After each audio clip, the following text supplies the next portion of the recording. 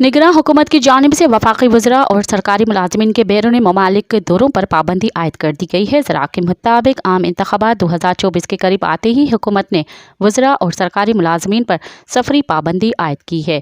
नई हुकूमत के दफ्तर संभालने तक गैर मुल्की दौरों की इजाज़त मनसूख कर दी गई है।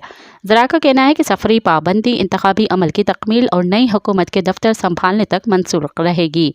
ख्याल रहे कि मुल्क भर में इलेक्शन कमीशन ने सदर आरिफ अलवी से मुशावरत के बाद कौमी और सूबाई असम्बली के इंतखाबात 8 फरवरी 2024 को मुनक्कद करवाने का ऐलान कर रखा है।